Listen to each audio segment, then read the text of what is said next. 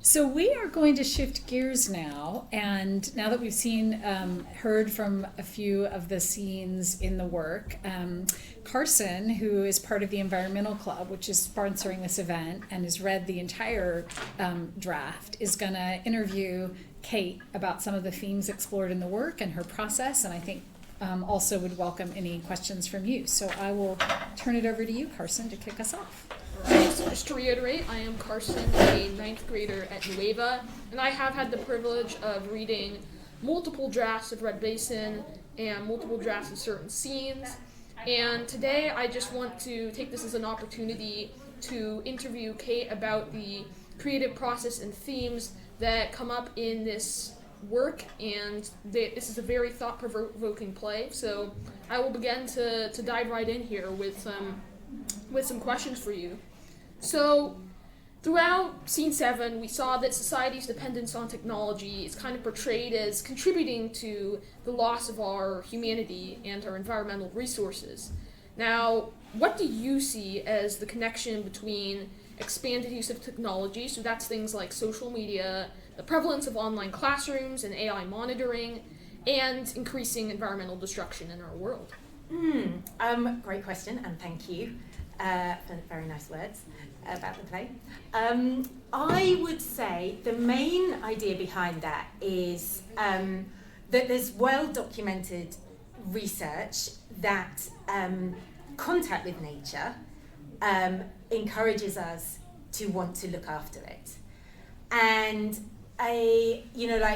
we are all on our phones all the time. I mean, I'm on my phone all the time. It's kind of unavoidable as well, because when we used to work in an office and it was 9 till 5 or 8 till 6 or whatever, we couldn't work from home. And I think it's just more and more and more it's coming. Technology is inescapable in a way. And I really wanted to, the play was kind of about noticing, like as an activist, I really wanted to kind of in this very high and mighty way be like, look what's happening! 96% of these trees are gone already, let's stop it. And I think we're all bad at noticing our environment sometimes because, we are distracted by our phones, but also we're under so much pressure. So much is asked of you as kids, so much is asked of us, more and more. So that was one of the things. The other thing is that maybe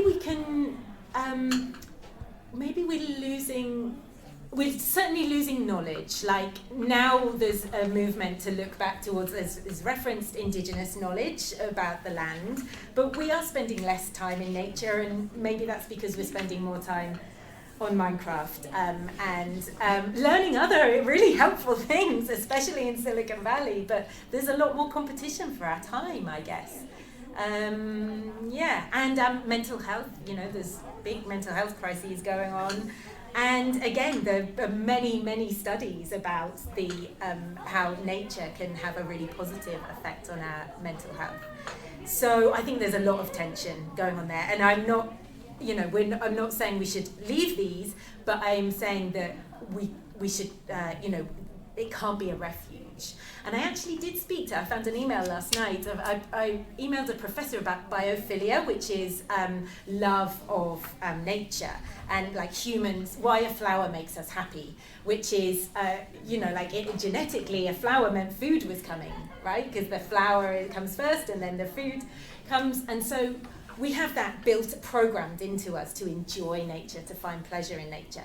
And when I asked her if, via a really high-end experience, an elite experience, this is the other thing, nature at the moment is it's out there for everyone. But if it becomes an elite experience, and also it competes with a VR reproduction, she said that if nature degrades and the VR gets better, then it might come a point where actually we do get more from the virtual reality experience of nature because what's accessible to us is so degraded. So that's part of me going, let's not let this happen, which we're all on board with that. It's just, that's how I use the tension, I guess. Excellent. Thank you so much for your response. And I would agree that prior to the pandemic, I felt that we were all kind of swimming in a sea of technology, and we often didn't notice how much of a role it played in our daily lives and how much we came to rely on it until the pandemic severed our connection with nature and other humans and people, which is another kind of theme throughout the play, is relationships and connection. And I think that kind of just shows us that it's really detrimental to us when our true connection to these things are severed. So thank you for that response, and that was very insightful. Cool. Thank you. So that's one theme in Red Basin. And another one I noticed was that we have this idea that one of the most beautiful aspects of the human race is its capacity to adapt. And I wanted to ask how this idea is portrayed in Red Basin. And in Red Basin, is there this belief that humans can adapt to the challenges they are facing, or does it write off humans throughout this play, as many people have done before? Yeah, I really don't want to write off humans. I really don't believe that we should. I think, we can achieve awesome things. It's just, being reminded. But I think that we in the modern world have a choice about adapting now in a way that maybe 1,000 years ago we didn't. Like, it was a lot more about survival. We're not going to have to, we don't have to move countries to find food, in that way adapt, right, within our lifetimes anymore. We just might not be able to afford our favourite bread or something. That's kind of as far as it's going to go in terms of survival. So I think it's a lot more of a choice now. Choice whether we want to kind of sacrifice convenience and efficiency, and I have to say, my generation and above, I think we do get stuck in our ways, and we're not so good at adapting. But I hope but we are definitely capable of it. And oh my goodness, look at how we're in Silicon Valley in terms of adaptation. Where is this going to be in 10 years' time? Possibly in my ear, so we can definitely adapt, and we recognize progress and we want to keep making it. But I think it's the convenience thing. When I talk to people about what we can do for the environment, and tends to be inconvenient, the green option. It's not the most time efficient, and at the moment we don't have to take the green option. We have a choice, and the majority of us are not taking it, myself included. But I would say that young people are the ones that as much as in that scene, I really feel strongly that I don't think we should leave you a legacy of a trashed world, and it's really important that we do not accept that. Like, I often hear people, the next generation, they're sorted out. No, every year is important now, and we must not do that. But I do think what you have to offer that we do not have is open-mindedness and imagination, and absolutely that bendy brain thing where you can adapt a lot better than we can. And I do wish you luck, and I'll be there rallying for you to adapt. Yeah. Excellent. Thank you again. And I noticed with that response that there were themes of hope. Like, this is a major crisis we are facing, and it's the crisis of our lifetime. So in that way, it would inspire despair. But I think the ability for humans to adapt is one source of major hope in this crisis. And I just wanted to ask a quick follow-up question, which is related. So I mentioned the relationship between despair and hope. That is actually a core idea in Red Basin. So just to hone in on this, which feelings and actions were you seeking to inspire with Red Basin in regards to hope, despair, etc.?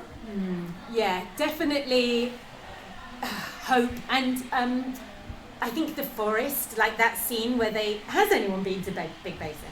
Yeah. Right, since the fires. I think it's the fires, no. Okay, I very much recommend that you go back, because it's incredible. You've been, and what was your experience of it? It was really good. The trees look like toilet cleaners.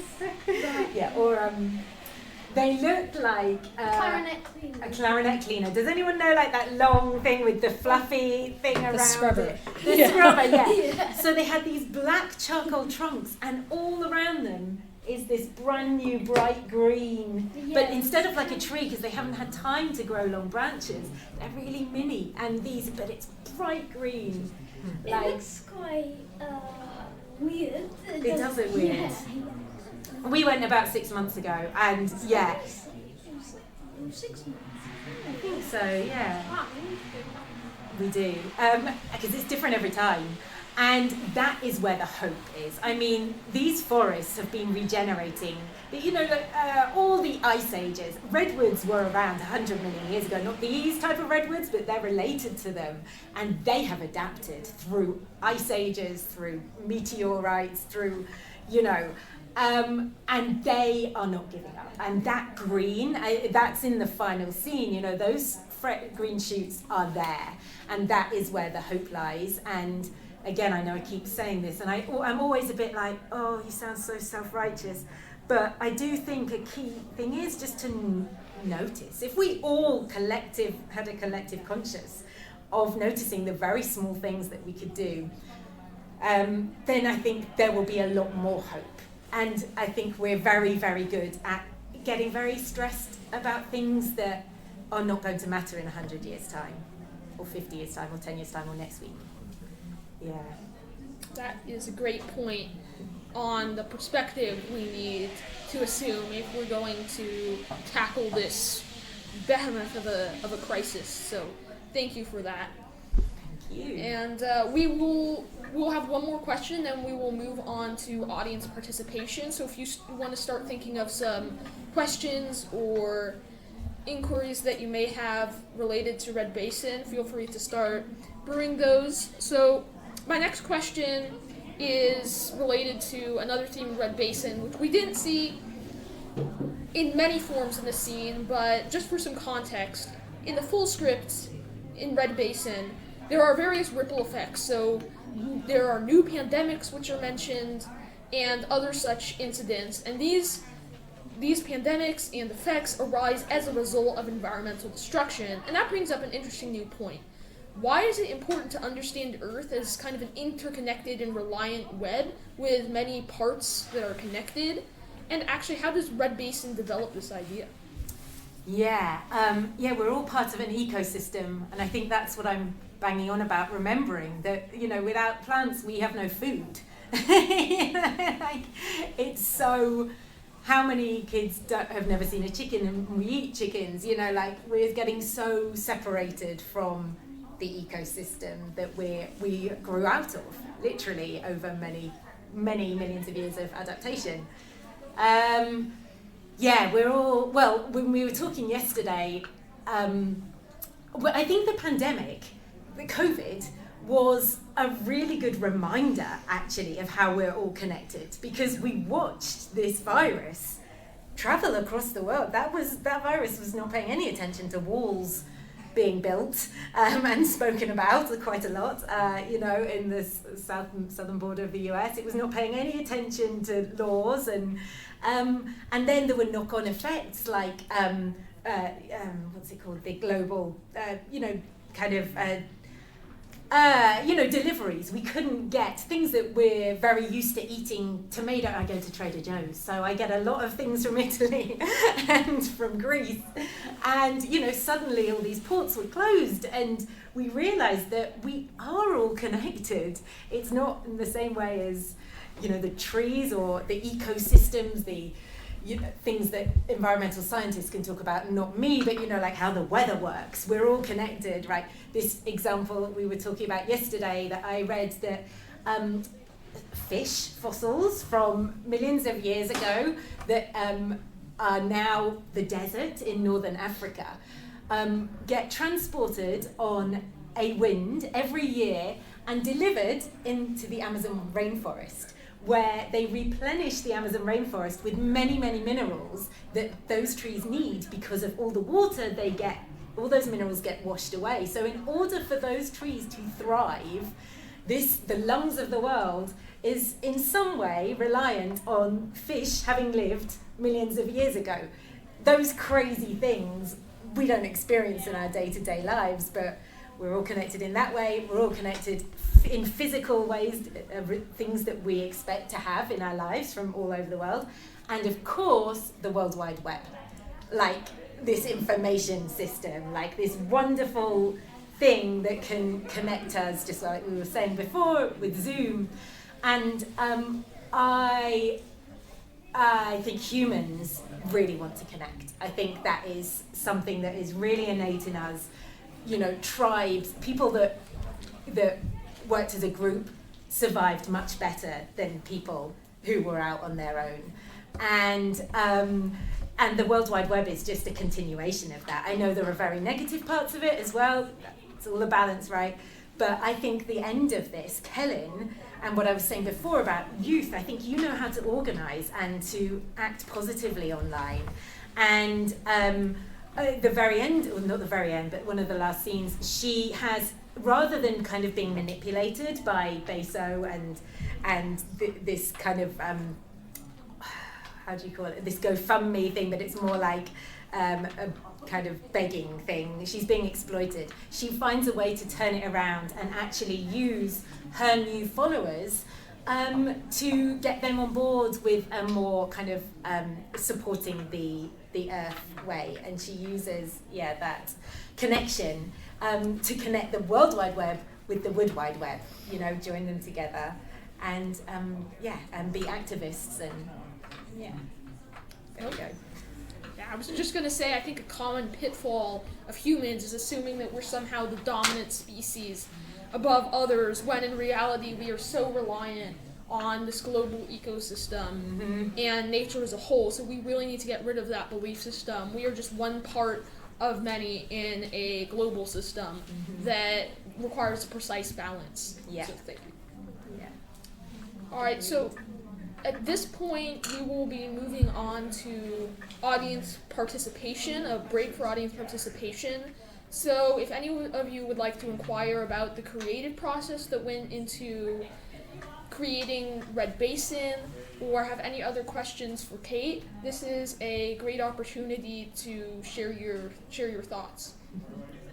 I have a question. Cool. So your response just made me think about kind of the delicate balance that has to be struck, because tech and like the internet is like a big part of our lives right now, and I know that, you know, a couple of the characters in the play are, you know, not only do you have the role of AI, but you also have like the big tech company and kind of what's being released there.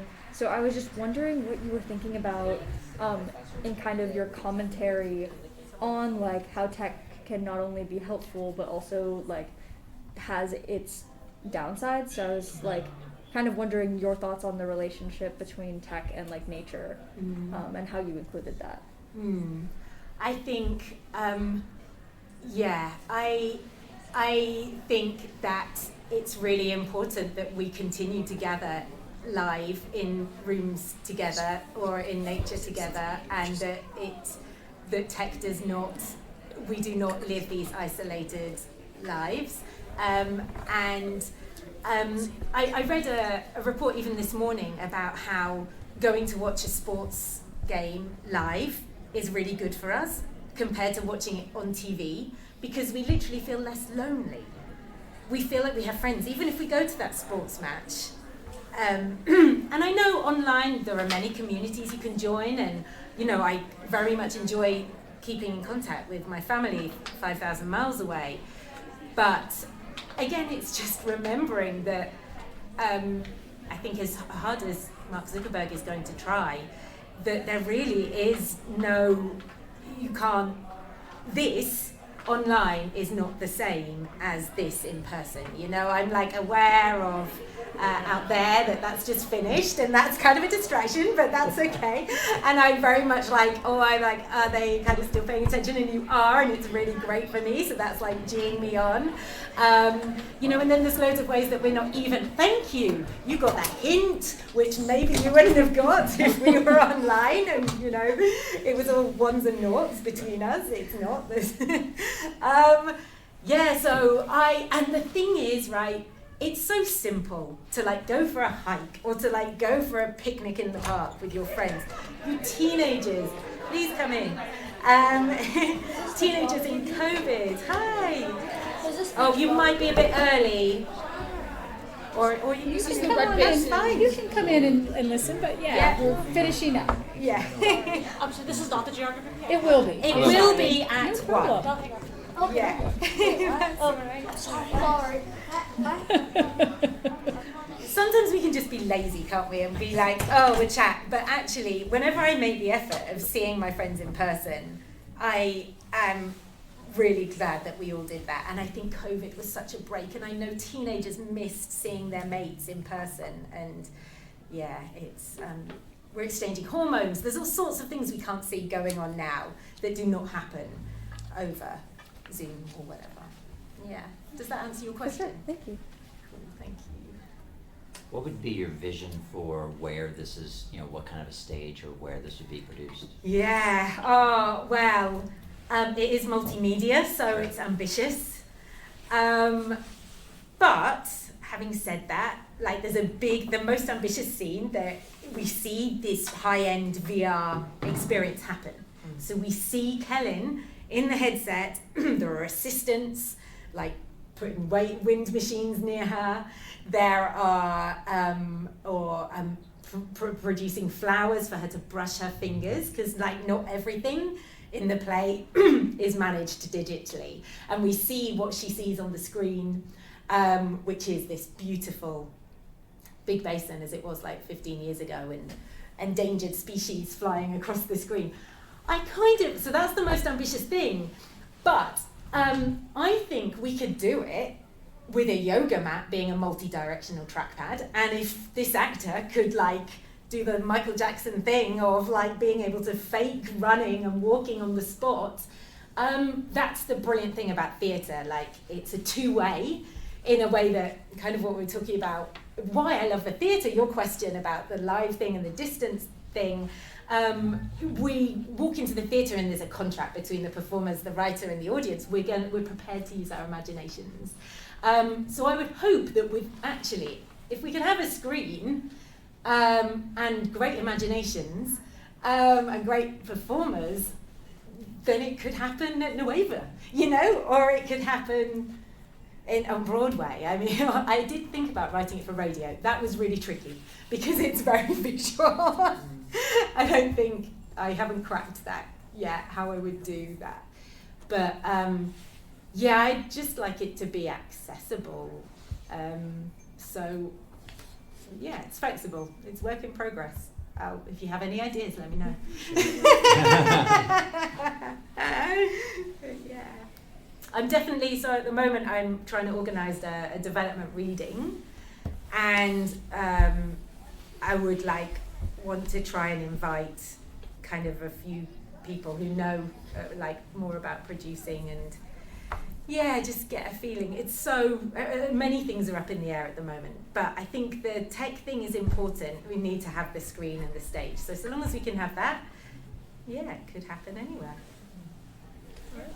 One final audience participation, perhaps? Gilly? Yeah.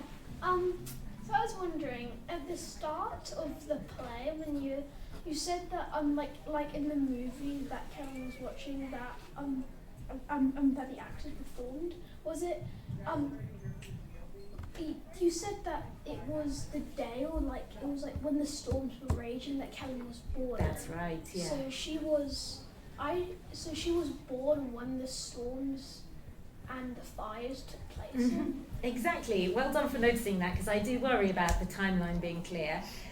So she was born in 2020 in my head, in the storms that we experienced. And Eva and Arun go to the forest as we did, if you remember, because it was the coolest place. We didn't have air conditioning at home, and it was a very, very hot day. And the baby was not, she came early, Kellen came early. So, question, going on to your answer, so you specifically made it that Kellen would be born in the year that these fires in the actual Big Basin in reality actually took place. Yeah, that's where I got the idea. That's cool. Thanks. And they tell the story of her birth every year on her birthday. That's cool. Yeah. But even that has detached her from it. Like, you know, the idea of the tree and actually experiencing it, which she does eventually in the play, is, interesting. These are such great questions. Thank Yeah. you. This has just been... Maybe one last question but to close it out. And- Yeah. So, concluding question. So, all the questions we've reviewed, these are all fascinating and important themes. But the ultimate question is, why did you choose to portray these themes through theater specifically? Why is this your preferred medium? That's a great question, and we've kind of touched on it already. But I think it's that shared experience that we get at the theatre. There was a really fascinating study in 2015 which monitored an audience's heart rate, and they found that audience members' heartbeats went into sync within a few minutes of the play starting. Then in the intermission, they got up, they chatted to their friends, they had different experiences, everything went kind of out of sync. They came in, they sat back down, they were in sync again. And so I want to exploit that, I suppose. That kind of, I love the idea of us all feeling like this connected ecosystem together, and that we have some power. And I also think stories are activism. I think stories is an ancient way of sharing knowledge. It's also an ancient way of getting people on your side and getting them to think about things and maybe differently. And if we can do that as a group, we're going to feel a lot more empowered to make a difference, rather than on our own having a Netflix binge on a Sunday night. Yeah. Thank you, Carson. There's such great Wonderful. questions. I've really enjoyed. Thank you. Thank you so much, Kate, and thank you both the actors, and we had an impromptu treat, and the audience. As Kate said, it's all sort of part of the same ecosystem, so really appreciate everybody showing up for this really interesting discussion. Yay. And thank you, Ashley, for arranging this.